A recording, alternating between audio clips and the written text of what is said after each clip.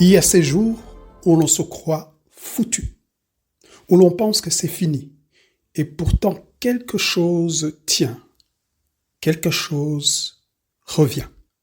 Bienvenue dans le jour 10 de La Force de Continuer, le podcast du défi 1 million de pas. Aujourd'hui, on parle de ces moments où tout semble perdu, mais où la vie, obstinément, s'accroche. Eh bien, il y a des jours où le poids est trop lourd. Des jours où on ne veut plus entendre le mot courage, ça ira, ni même demain est un autre jour.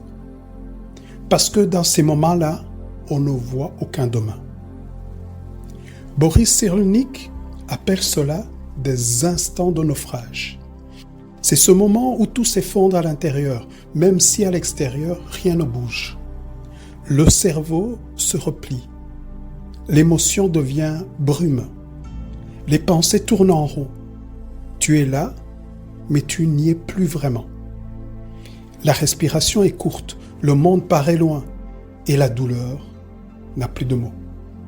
Dans Un merveilleux malheur, Cyrulnik raconte plusieurs récits de ce bord du vide. Il parle par exemple d'une femme violée pendant la guerre, qui se retrouve seule dans une chambre. Les rideaux sont tirés, le monde est éteint. Elle pense à en finir, mais au moment où elle sort dans la rue, une petite fille passe devant elle. La regarde droit dans les yeux, sans peur. Juste ce regard, comme si elle disait « Je te vois, tu es vivante ». Et cette femme, qui ne se sentait plus humaine, a reporté son geste. Elle a commencé une thérapie plus tard. Mais ce regard a été la première lumière. Il y a aussi l'exemple d'un enfant battu par son père, enfermé dans un placard qui se concentrait sur un souvenir précis, son chien. Un moment où il courait avec lui dans un champ par exemple. C'était une image très simple, mais il s'y accrochait comme sur une bouée. Quand il racontait cela à l'âge adulte, il disait « C'est ce souvenir qui m'a empêché de devenir fou ». Ces histoires ont un point commun. Elles traversent l'ombre, mais elles attrapent un fil de lumière. Ce n'est pas toujours spectaculaire. C'est parfois une voix, une image, un mot, un animal, un parfum. Et c'est là que Cyrulnik parle de brèche, une faille dans le mur du désespoir, par où la vie, discrètement, revient. Moi, je n'ai pas connu ces gouffres extrêmes, car j'ai eu la chance d'avoir un socle solide, des parents présents et aimants.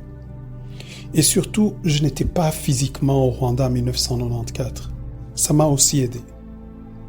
Mais j'ai connu des moments où tout semblait aller de travers. Ces moments que j'appelle aujourd'hui rock and roll pour éviter de dire difficile. C'est une tournure mentale que j'aime bien. Ces récits et ceux des survivants du génocide des Tutsis me rappellent une chose essentielle. Au cœur même du naufrage, une étincelle suffit parfois à faire basculer l'histoire.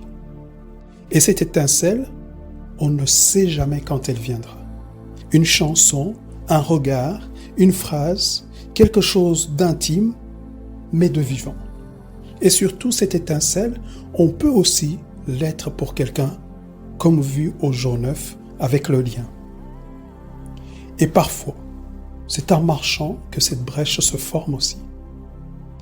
Le pas régulier, le souffle qui s'apaise, le corps qui fatigue mais avance, il arrive qu'en pleine marche, une pensée surgisse, un souvenir revient, une larme coule, pas par tristesse, mais parce qu'en avançant, on a laissé tomber une carapace. Et tout à coup, ce qui semblait figé se remet à circuler. Ça, c'est le pouvoir de la marche aussi. Et toi, peut-être que tu as connu ou que tu connais aujourd'hui ces jours sans couleur, sans appui. Des moments où tu t'es cru foutu, ou même quelque chose où quelqu'un t'a retenu. Si tu n'as pas connu ce genre d'expérience extrême, liée à la vie ou à la mort, Tu as certainement connu d'autres moments où tout semblait foutu. Et il y a eu une brèche de lumière, un geste, un souvenir, une anecdote improbable qui t'a tiré d'affaire. Prends le temps d'identifier ces brèches si ce n'est pas encore fait dans les autres audios que tu as pu écouter. Tu verras que ces brèches de lumière existent toujours, dans toutes les situations. Si tu les cherches, elles viendront à toi. Par contre, ce n'est pas nécessairement là où tu les espères qu'elles viendront. Choisis 2 ou 3 moments et note-les si tu en as besoin et si tu le souhaites. Et garde-les comme des talismans pour les jours gris. Il y a et il y aura toujours un chemin. Je dis bien toujours. Par contre, tu ne les connaîtras pas à l'avance. Merci pour ta marche. Demain, nous parlerons de ce que l'on fait de l'épreuve une fois qu'elle est passée. Comment on transforme le choc en sens et pourquoi l'histoire qu'on se raconte peut changer la suite du chemin. Chaque pas compte. Merci, au plaisir de te retrouver demain.